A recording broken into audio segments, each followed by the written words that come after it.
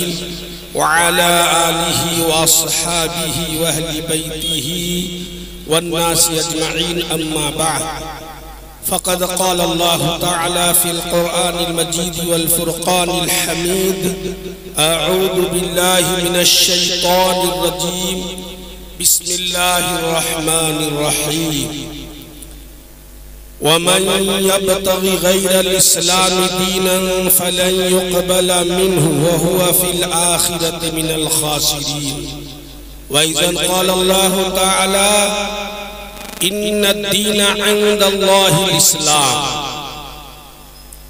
व क़ाल नबी सल्लल्लाहु तआला अलैहि वसल्लम अल मुस्लिमु मन सलिमल मुस्लिमून मिन लिसानिही व यदिही सदक़ल्लाहु व सदक़ रसूलुहु नबियुल करीम नहनु अला ज़ालिका लमिनश शाहिदीन वश-शाकिरीन वल्हम्दुलिल्लाहि रब्बिल आलमीन। दो जहां की कामयाबी यानी दुनिया और आखिरत, दो जहां की कामयाबी गर तुझे दरकार है, दो जहां की कामयाबी गर तुझे दरकार है, उनका दामन थाम ले यानी उनके तरीका उनकी सुन्नत, उनका दामन थाम ले जिनका मुहम्मद नाम है, उनका दामन थाम ले जिनका मुहम्मद नाम है। सल्लल्लाहु अलैहि वसल्लम। काबिल कद्र उलमाए किराम, मेरे दीनी भाइयों, नौजवानों, साथियों, पर्दा में रहने वाली पर्दा नशीं माएँ और बहनें, ये मुबारक दीनी मजलिस और ये दीनी मजलिस में हर एक मुसलमान को जरूर भी जरूर शिरकत करना चाहिए। क्यों? इसलिए कि इंसान दो चीजों का नाम है, एक जिस्म, दूसरा रूह, और एक दूसरे लाजिम मलजूम एक दूसरे के लिए जरूरी है। खाली रूह बगैर जिस्म के नहीं और इंसान कामिल सिर्फ जिस्म से नहीं, रूह की जरूरत पड़ी। चूंकि ये जिस्म अल्लाह पाक ने मिट्टी से बनाया है, इसलिए इस जिस्म को तरोताजा फिट फाट रखने के लिए इसका ग़िज़ा और खाना, इसका खुराक अल्लाह ने इस जमीन से पैदा किया।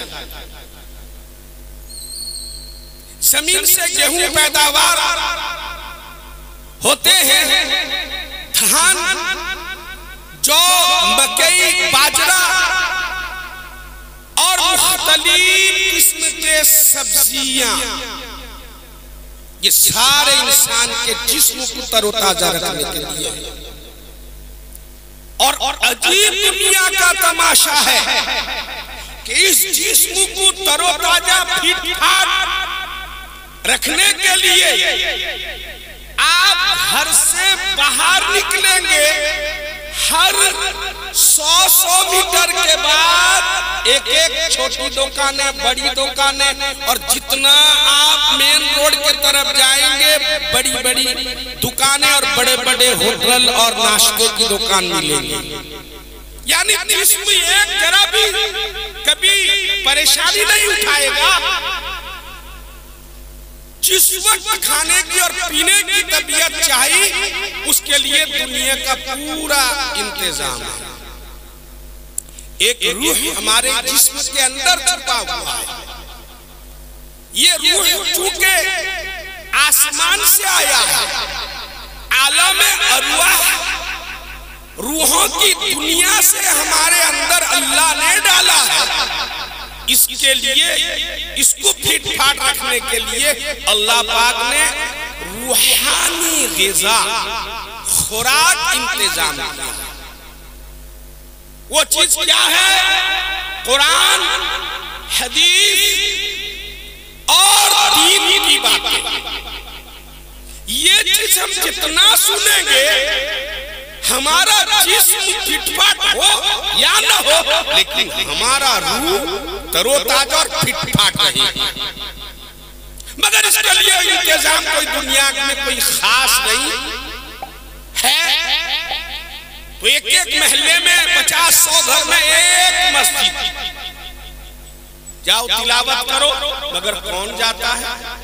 या फिर मदारिस दीनिया, जहाँ वहाँ रूहों को ग़िज़ा मिलती है, या फिर दीनी मजलिस,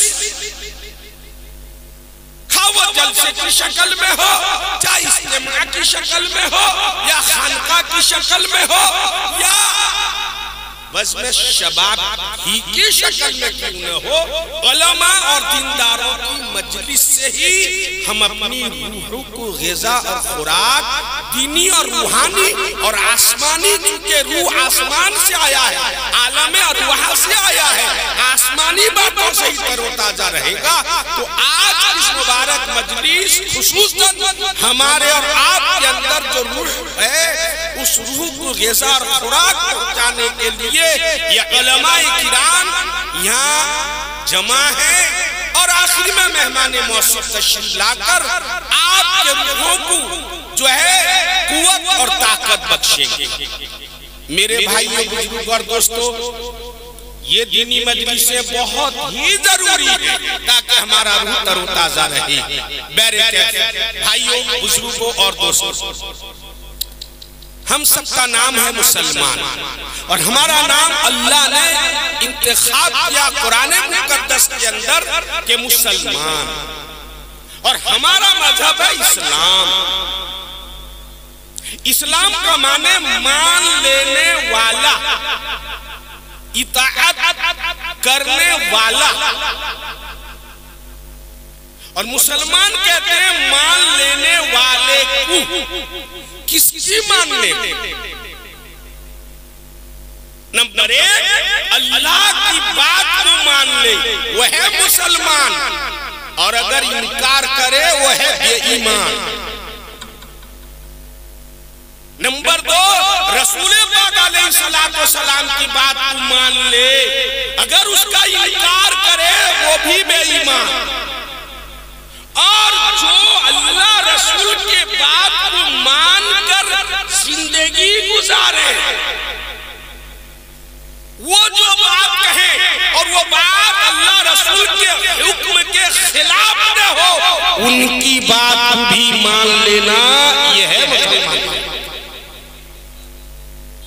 हाँ, ऐसा मौका है कि हुक्म अल्लाह का कुछ हो, रसूल पाक का कुछ हो, मगर उनके मानने वाले, चाहे वो किसी शख्सियत की तरफ से हो, किसी जमात और गिरोह की तरफ से हो, कतई नजर इससे कि वो अल्लाह रसूल के हुक्म से टकरा रहा है, मुकाबिल में आ रहा है, लिहाजा हम चूंकि अल्लाह के बंदे हैं, रसूलुल्लाह के उम्मत हैं, हम पहले उनकी इताअत करेंगे, उनके हुक्म के तहत में मानते हुए अगर हमारे किसी और का हुक्म आ जाए तो हम भी उसको मान लेंगे, और मानना ही जरूरी है।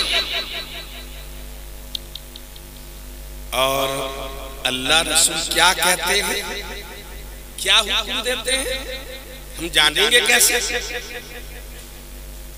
क्या अल्लाह ताला मीर महले में आते हैं क्या? नहीं हैं, हर जगह है, यकीदा है। क्या रसूल पाक सल्लल्लाहु अलैहि वसल्लम आते हैं? नहीं। लेकिन मेरे भाइयों और दोस्तों, अल्लाह क्या चाहते हैं वो अल्लाह का कुरान कहेगा, और नबी क्या चाहते हैं नबी का फरमान हदीस पाक कहेगा। फिर एक सवाल, हर आदमी क्या कुरान पढ़ के अल्लाह के हुक्म समझ लेगा? जो ठीक से उर्दू बोल नहीं सकता है, उर्दू बोलने में उसकी इतनी गलत स्त्रीलिंग पुल्लिंग तस्वीर और तानीस की बात छोड़ो, एक इलाके वाले बात करते आइस गईस खाइस पीस, एक इलाके वाले बोलते अत्ती ने चाची ने खत्ती ने पित्ती ने, एक इलाके वाले बोलते आवे जावे खावे, एक इलाके वाले आवेनी जावेनी खावेनी। मैं इलाके का नाम नहीं पकड़ता, हमारा उर्दू सही नहीं। उर्दू पढ़ते पढ़ते की के कू में 50 गलतियां, इसलिए हजरत शेर ओडिशा मुनादिर इस्लाम हजरत मौलाना सैयद मोहम्मद इस्माइल साहब रहमतुल्लाह अलैह को आप हजरात ने देखा होगा, जो मुअम्मर हजरात हैं, उम्र दराज है, वो कहा करते थे अरबी निकाले चर्बी, फारसी निकाले तेल, हिंदी में कुछ उर्दू में भी। क्या समझते हो? तो जो कौम, जो मुसलमान जिस इस्लाम को मानने वाले उर्दू ठीक से बोल न सकते हो, वो अरबी जुबान को कैसे समझेंगे? हदीस जो कि अरबी कैसे समझेंगे? अल्लाह का कुरान और हदीस को समझने के लिए आपको मदारिस दीनिया में तालिब इल्म बनना पड़ेगा। कम से कम 12 साल, अब फेल टेल हुए तो 14-16 साल दुनिया को छोड़ दुनिया की मुलाकात कब होगी?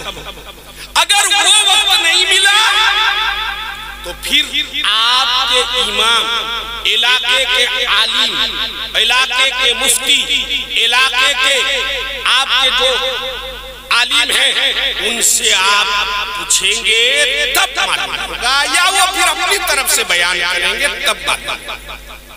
मेरे भाइयों बुजुर्गों और दोस्तों, मुसलमान कहते हैं मान लेने वाले। आज हम कितना मानते हैं, कितना अमान्य करते हैं, हर आदमी अपने अपने गिरेबान में झांक कर देखे। जुमा के दिन जितनी तादाद में, जितनी अफराद में बूढ़े जवान, गरीब जवान मस्जिद को खचाखच अजान के बाद से भर देते, सफों में जगह नहीं मिलती है। और ईद में खुसूसन और बकरीद में तो बाहर नमाज पर छतों पर जाना पड़ता है।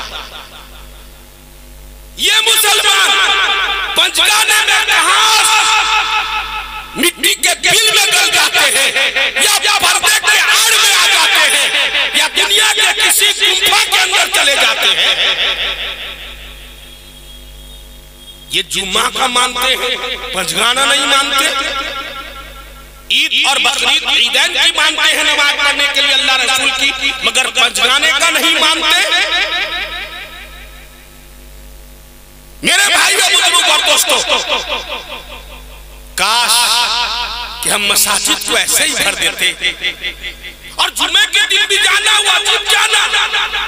अगर 1 बजे खुतबा है, 1:02-3-5 हो गया, परेशान बेचैन, जैसे अभी प्लेन इनका छूट जाएगा, ट्रेन छूट जाएगी, नहीं तो खाना उनको बेचैन कर रहा है। रोजाना 1 बजे खाने वाले, 12 बजे खाने वाले, अरे चाहे दुनिया का कोई काम ठीक से हो या ना हो, लेकिन खाना टाइम से बेटाइम हो जाएगा, इनके लिए मुहापाप है।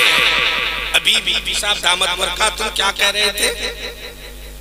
मैं इनके कॉल का मुखालिफत नहीं करता, अच्छी बात है, कई मैं दिल में हंस रहा था कि अभी मैं कहूंगा, अल्लाह करे याद आ गई बात।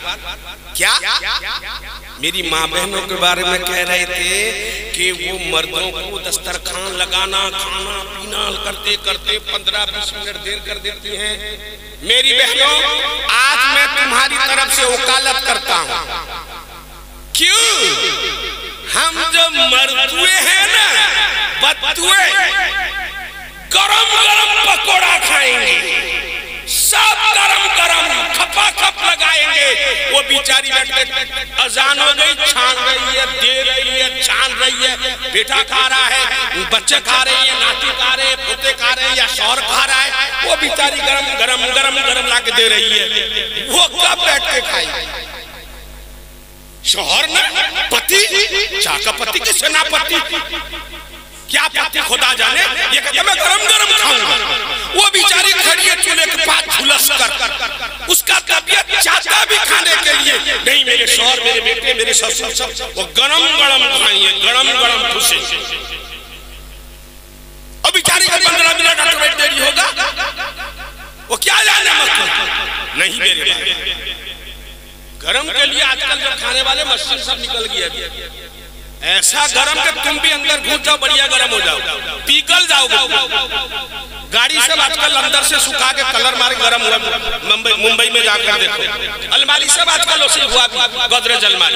अब इंसान को गरम गरम खाने मशीन में भरो, गरम खाओ, वो बेचारी को साथ बैठाओ। अरे मुसलमानों, शरीयत का हुक्म यह है, उलमा बैठे हैं, जब उलमा के सामने कोई बात करे बड़ी जिम्मेदारी की बात होती है, वरना ये कान बात में पकड़ लेंगे, ये यहाँ कुछ नहीं बोलेंगे। स्टेज से उतरते ही अगर छोटे हैं अदब एहतराम के साथ चलेंगे, हजरत आपकी वो बात समझ में नहीं आई, ठीक मारेंगे ठीक। और जरा कड़कनाक है, बड़े उम्रदराज है, अरे मौलाना साहब आपने ऐसी बात कर दी, तो बड़े होते कहेंगे, छोटे होते गलत तो गलत है, चाहे गलती करने वाला कोई, क्या गोबर के ऊपर, पैखाने के ऊपर चांदी का ओरक लगा दिया जाए तो क्या बंबई का अफलातून और हलवा बन जाएगा क्या?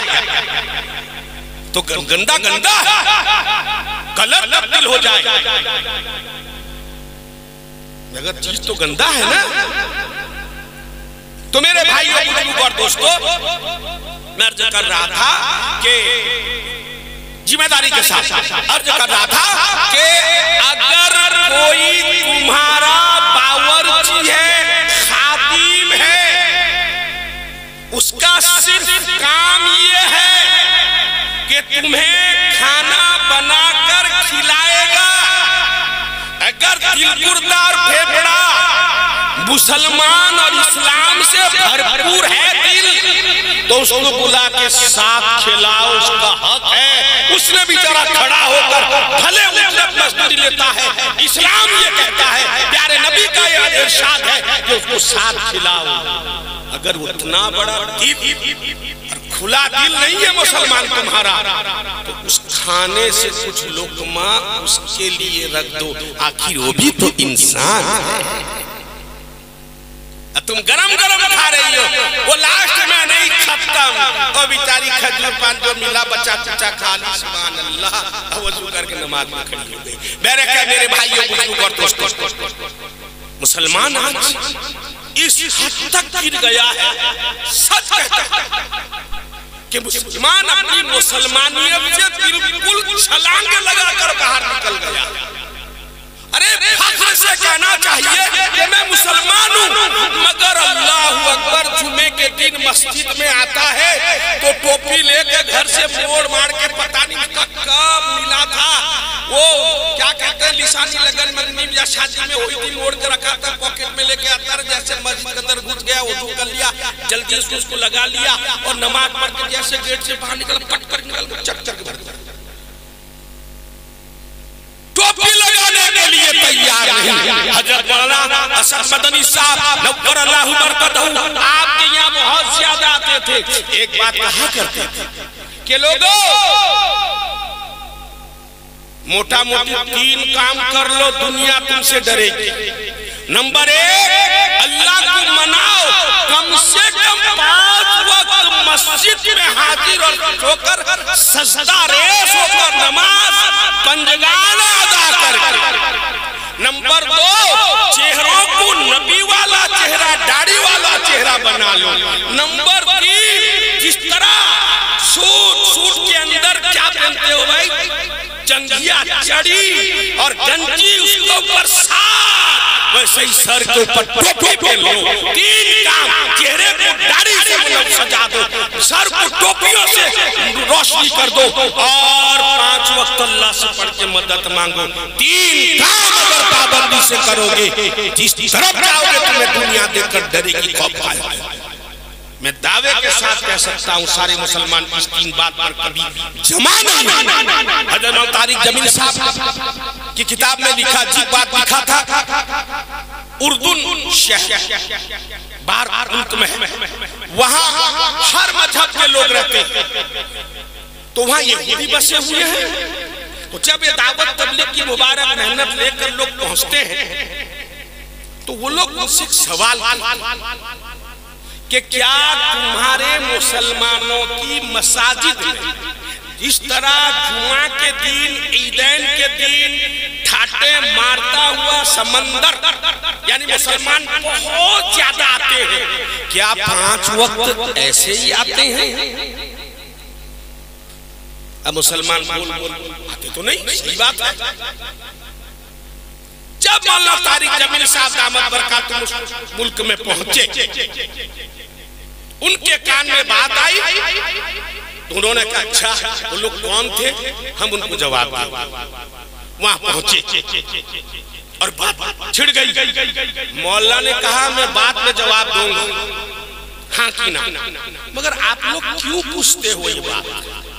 सुन लो भाई, फरमाया कि हमारे बुजुर्गों ने, यहूदी उलमा ने, यहूदी के बड़े बड़े दानिश्वरों ने ये लिखा है, जिस दिन मुसलमान जुमे और ईदैन की तरह पंजगाना नमाज में मस्जिदों के सफों को भर देंगे, पूरी दुनिया से यहूदी मजहब खत्म हो जाएगा। क्या ये ख्वाब कभी पूरा होगा? अमीर महल वालों बात समझ में आ रही है कि नहीं? गैर सवाल कर रहे हैं। उनके बुजुर्गों ने लिखा है, जब ये मुसलमान जुमे की तरह, ईद और बकरीद की तरह मस्जिद में अल्लाह के दर पे हाजिर हो जैसा होते हैं, वैसे ही पंजगाना भीड़ की तरह जाएंगे। बच्चा भी जाए, बूढ़ा भी जाए, जवान भी जाए, मरीज भी जाए, सेहतमंद भी जाए। ये मजमा जब मस्जिदों को 5 वक्त भर देगा नमाजों से, तो उनके बड़ों ने लिखा है दुनिया से यहूदियत खत्म हो जाएगा। भाइयों बुजुर्गों और दोस्तों, इसमें कोई शक नहीं, हम अपने आप को मुसलमान समझते हैं, समझना चाहते हैं, मगर अजीब बात है,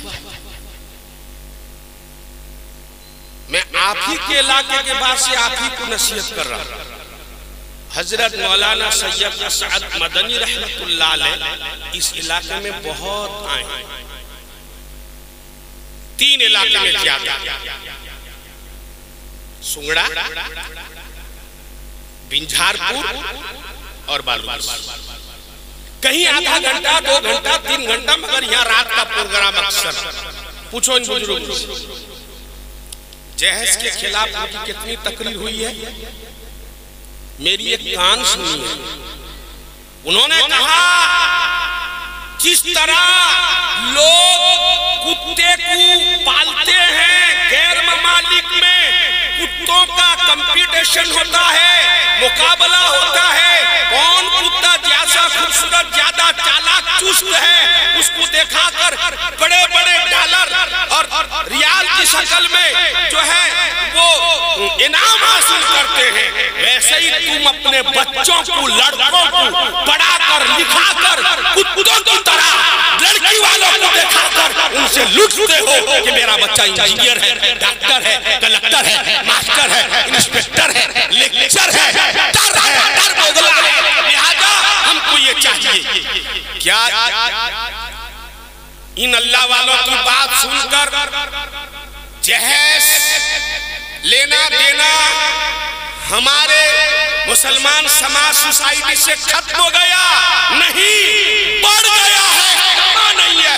माशाअल्लाह माशाअल्लाह, कुछ अल्लाह के ऐसे नेक, बाहया, बाशरम, गैरतमंद मुसलमान हैं, हम जानते हैं उनको किस कदर भी सब कुछ तो नहीं, जहां तक हमारी मालूमात है बगैर जहेज के भी अपने बच्चों की शादी करते हैं। लेकिन बड़ा मजमा हमारा, अल्लाह मुझे माफ करे, आपके दिल में बात लग सकती है कि जितने बड़े से बड़े दाढ़ी टोपी दीनदार, चाहे वो दीन के किसी शोबे में लगे हो कते नजर, इससे जब शादी का मौका आता है तो शरीयत से ऐसे अलग, नबी के तरीके से अलग हो जाते हैं जैसे जानते ही नहीं। शादियों में जितना इस्लाम का धज्जिया उड़ाया जाता है, सुन्नत रसूल का मजाक उड़ाया जाता है, उतना किसी और हमारी खुशियां और जश्न के अंदर वो बात नहीं होती है। और लुटेरे को लड़की देखने से लेकर लड़के वाले लड़की को देखने से लेकर उनके पोता पोती जन्म होकर बड़े होकर शादी होने तक लड़की वाले से इतना लूटते, हिसाब किया जाए तो करोड़ों रुपया। फास्ट में तो मेन आदमी आएंगे दो चार, चूंकि लोग सब बड़े बड़े सही बड़े चार हाथ वाले एक टीम आएगी कि खास लोग आके मुअय्यना करके दौरा करके जाएंगे, मिनिस्टर आएंगे ना, उसके बाद देखने के लिए आएंगे। अल्लाह अकबर। कपड़ा पसंद करने जाएंगे, सामान पसंद करने जाएंगे, दोनों में आगे या दोनों भाई चले जाएंगे या बाप बेटे, मगर एक लड़की को लाने के लिए अल्लाह अकबर दो चार गाड़ी तो जरूर जाएंगे कोई लोग। फिर वो टीम लेके आएगी, फिर एक तीसरी टीम आएगी पहनाने के लिए और कहेंगे देखो ये एक नए लीडर निकले हैं, यूं कहेंगे शादी में सिर्फ 5-10 आदमी जाएंगे, मगर पहनाने में 70-80 आदमी जाएंगे। वाह, एक आदमी को पहनाने के लिए 80 आदमी। सुभान अल्लाह, सुभान अल्लाह। तुम्हारी अकल का कोई बेड़ा गर्क कर दिया है क्या? तुम्हारी अकल मारी गई है। और खाने का कितना तरीका देखो, अच्छा सीखा निकाला। शादी में जाएंगे तो आइटम एक तो होगा, और लिसानी में जाएंगे तो वो घर वाला लड़की वाला समझेगा कि ये जो आए हैं पहनाने के लिए ये सब गाहे बेरादर। मर्द गड़ी चाहे जनाजे में कोई आए या न आए, बीमार पड़ने से कोई 1 किलो 2 किलो सेब अनार लेके आए या न आए, लेकिन शादी के गड़ी चले आएंगे। कौन न जानते नहीं मुझे, दावत तो भूल गए, ठीक है कोई बात नहीं, बहुत तुम्हें मुसीबत है, मैं तुम्हारे अब्बा के बहन के नन्नन के बेटे का बेटा हूं। बाप रे बाप, ये खाने का तरीका 70-80 आदमी बनाने जाएंगे। फिर और एक तरीका, खाना कोई खाएंगे नहीं, पहले तो खा लिए 70-80 आदमी, कई आइटम 12 आइटम 13 आइटम बनाता, अब एक नया आइटम क्या, जो लोग जिनको सुन्नत का लकवा नहीं लकवा पकड़ वो कहते क्या, असर के बाद मस्जिद में निकाह। अच्छी, ये तो सुन्नत ही तो है, मगर 40 आदमी जाएंगे, खाना वाना कुछ नहीं, माने नाश्ता खाएंगे वहां। अल्लाह, नाश्ते में तो खाने से ज्यादा खर्चा होगा। क्या जरूरत 40 आदमी का निकाह में? निकाह में तो 2 गवाह, और अगर वकील बाहर से हो, वकील लड़की का बाप, लड़के का बाप, उसके भाई, बस्ती के 2 मुसल्ली हो गया। ये 40 आदमी को लेके जाने के निकाह में क्या जरूरत है? ये नहीं कहेंगे 4 बजे नाश्ता करेंगे, बल्कि यूं कहेंगे कि निकाह में दोपहर में खाना होना कुछ नहीं खाएंगे। नहीं, पहले खाने में वो जायज था, वो जिब्रील अमीन ने आकर कहा था 70 आदमी पहनाओ खाओ, और ये 40 आदमी को पगू खाने से मुहाफ़त होगा, ये खाना मत खा। अब बेटी वाला परेशान पूछता है समधी जान, समधी जी टाइम हो गया मेरा, समधी जी ये 40 आदमी जो आएंगे नाश्ता उस्ता न खाली पेप्सी कोको कोला कहता नहीं समझी, खाली हल्के से नाश्ते का, हल्के से एक बार बिस्कुट चनाचूर करके एक एक प्याली चाय पिला के देखो तो वो तुम्हारा टेबल उल्टा के भाग जाएंगे बगैर खाए पिए। वो सिंगड़ा जो यहाँ मिलता है बड़ा बड़ा सिंगड़ा, अंदर लंबा लंबा वो चारा होता है, काटे गया बीच से गार गार करेंगे, बड़ा बड़ा सिंगड़ा एक आदमी का, एक तो बड़ा बड़ा बीच में सुराख रहेगा फोड़, वो वाला एक तो बड़ा वो सालेब में मिलेगा या फिर बिलहाट में मिलेगा, कहीं बड़े जगह में मिलेगा, एक एक मीठा वो कितना बड़ा बड़ा पॉकेट पैकिंग होगा जितने आदमी खाने का बढ़िया था, के पी के लिए खाए, शादी हो गया, उसके बाद अल्लाह 6 महीने के बाद तो क्या होता है वो सब जानती है औरत, उनसे पूछो, वो जागा नाश्ता जागा, इसमें जागा, फला जागा, जहां अल्लाह ताला साहिब औलाद बनाया सदोड़ का मसला है। अल्लाह का शुक्र अब सदोड़ खाते नहीं, मेरे बचपन में देखा हूँ 7 किस्म का 7-7 मंडा पीठा इतना बड़ा बड़ा, चीतौ इतना मोटा मोटा, इतना बड़ा बड़ा चक्की के उसको काट काट के पूरा लाइन लगता था, जितना बकरा उतना हिस्सा, एक घर में 4 बेटे 4 बकरा 4 हिस्सा, वो पीठे को सिजा के खाना पड़ता था, मगर ये कौन खान लेना देना छोड़ती नहीं। फिर जब बच्चा पैदा हुआ, अकीका हुआ, शरीयत में अकीका कर दो 7वें दिन, माँ बाप अगर सलाहियत रखते हैं तो अच्छी बात है, वरना कोई बात नहीं है, अगर नाना खुशी से कराना चाहे करा सकता, मगर एक कानून बना है ये रिश्तेदारों का, नाना जान आधा देंगे, वो दे के तो बेचारे बेटे को रुखसत फिर आधा देंगे, वो चला रहेगा ईद में, बकरीद में, अष्टई फष्टई, लास्ट को जब वो शादी होंगे जोड़ा आगा मामू घर से, अल्लाह अकबर, इतने लुटेरे खाली कहते हैं हम लोग लूटते नहीं किसी, अरे तुम तो बढ़िया अच्छे अंदाज में लूटते हो, अल्लाह हम सबको हिदायत दे। भाइयों बुजुर्गों, शादियों को सादगी से करो, मेरे आका सल्लल्लाहु अलैहि वसल्लम ने फरमाया हर वो निकाह जो कम सम खर्च में हो उसमें बरकत है, और तुम कहते मेरी नाक कट जाएगी और ये नहीं समझते कि शरीयत का अहकाम हुक्म टूट जाएगा, अल्लाह रसूल इज्जत पर धब्बा जो है उनके आंच आ जाएगा, वो नाराज हो जाएंगे। अल्लाह हम सबको सही समझ बता फरमाए। भाइयों और दोस्तों, हम मुसलमान हैं, हमारा नाखून काटने से लेकर बाल काटने तक और जिंदगी के हर आलिम हो जाता, अगर उतना दमखम नहीं तो मुताल्लिम मदरसे में पढ़ने वाले होते, अगर आलिम और मुताल्लिम नहीं बन सकोगे तो फिर इन अहले इल्म की बातों को कान लगाकर गौर से सुनने वाले बन जाओ, अगर उतना भी नहीं हो सके तो फिर अहले इल्म से मोहब्बत करने वाले हो जाओ। फरमाया 5वीं जमात में मत होना, वरने हलाक बर्बाद मिलियामेट और खत्म हो जाओगे, सत्यानाश तुम्हारा हो जाएगा। और आगे फरमाया 5वीं जमात ये है कि इल्म वालों से किना, कपट, दुश्मनी, हसद, जलन मत रखो।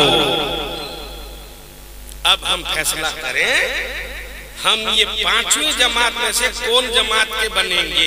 अल्लाह मुझे और आपको अमल में तौफीक नसीब अता फरमाए। वा अल्हम्दुलिल्लाह माशाअल्लाह।